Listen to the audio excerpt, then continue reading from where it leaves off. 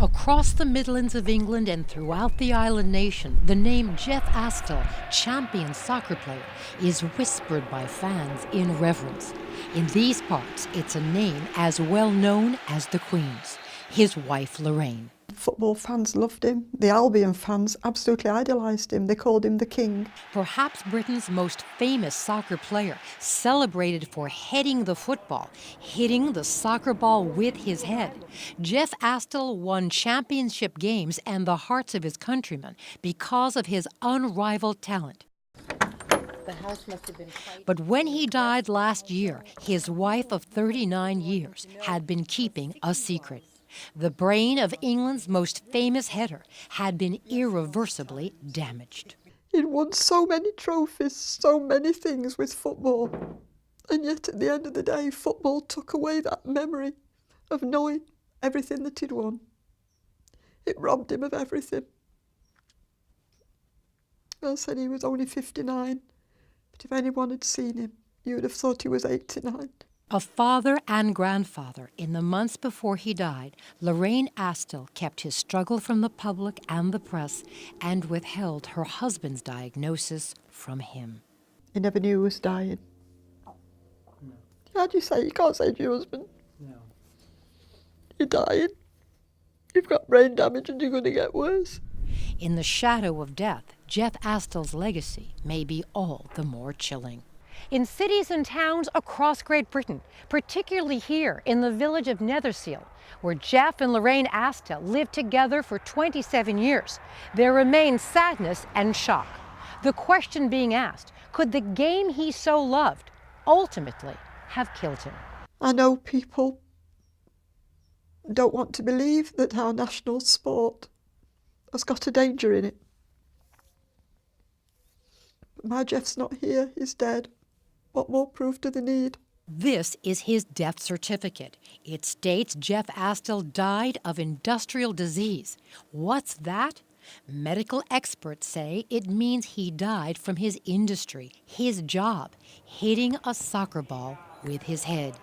His unexpected death prompted an inquest which led to an unprecedented ruling by a coroner last November.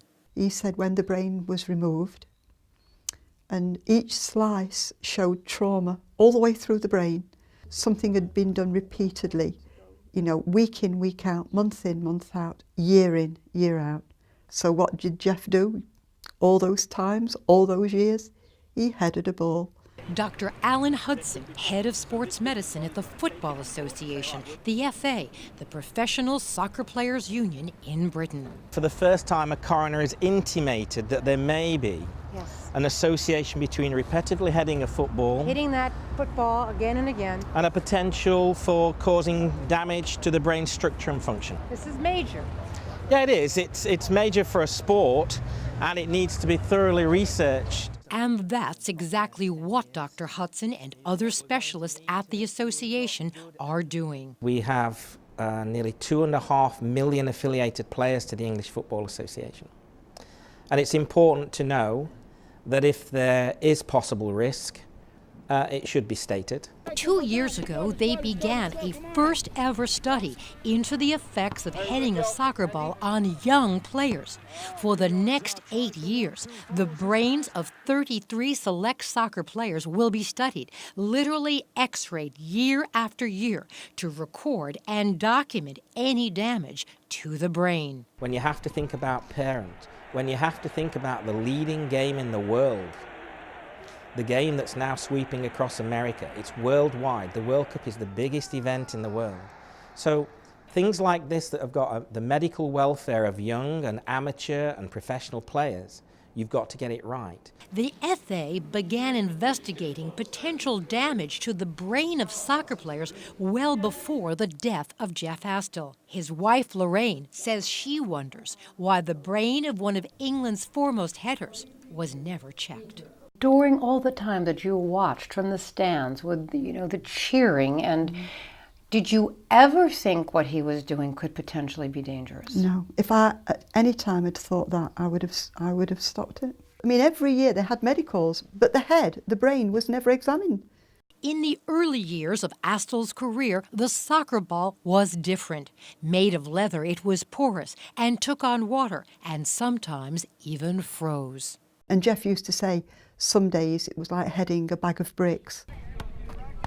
While the ball is lighter today, concern is mounting among some amateur players in the United States over the potential impact, particularly if that ball hits the head of an injured player. With a head injury, there's nothing visible to see. There's no cast on your hand, there's no cast on your foot. It's something inside. 24-year-old Melissa Isatari was a star soccer player in university. Not realizing she suffered a head injury, she continued to head the ball for 2 more seasons and began to lose balance, sight, and hearing. I'm constantly forgetting things, and you know, some people, they take it lightly, but inside it hurts. It hurts to know that I'm different now, I'm not the same person.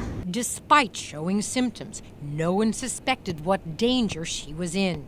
And she says she lives not knowing what the long-term effects might be. And one of the scariest things is that we don't have the studies in the future to say heading a ball for 10 years, 30 times a game or 30 times a week will do this to your brain. You know, we don't have that kind of information right now. And that's why Lorraine Astel, despite her private pain, says there is no time for silence. This is the first time that you have told your husband's story on American television. Yes, yes it is. And you speak tonight to the American public going over what, of course, clearly is a very, very difficult and personal time. But you share this for what reason?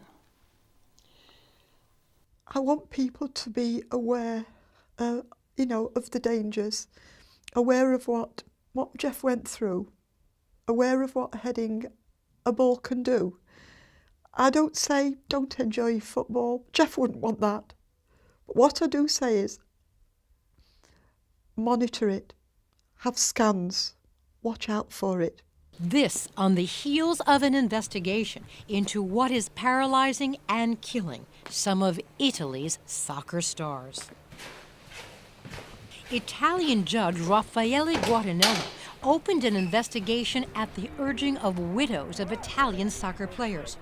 After a 4-year study, which will be released in months, he told us he has found an 8-fold incidence over the norm of soccer players dying from the motor neuron disease, Lou Gehrig's. He, like others, is urging international research and study into what could impact the health of athletes worldwide. They should understand that this is not just to safeguard the health of the few athletes who will become famous and that will then play in the big championships on the world scene, but above all, to safeguard the health of those millions and millions of young people who are involved in sports and whose health we must safeguard. And in Britain, the leading doctor at the FA, noted neurosurgeon Dr. Miles Gibson. We've offered ourselves to other countries. We spoke about this a year or so ago and offered ourselves to link with others. And have you had any takers? We've had no response yet from other countries. Who knows what will come though. And do you invite other countries in to participate? Welcome, and I thank you very much for bringing this to the attention of the world. Do you think there should be international investigations at this point? Yes, I think they should. I mean, you're talking about people's lives. You're talking about the next generation. Lorraine Astel is attempting to pursue legal action against the Football Association. The focus of inquiries in Great Britain will now not be just scientific, but may indeed shift to the courtroom. At issue, will the specter of litigation have a chilling effect on efforts to document and discover a potential link between life-threatening illnesses and a sport revered by fans and players around the world? Michelle Gillen, CBS 4 News, London.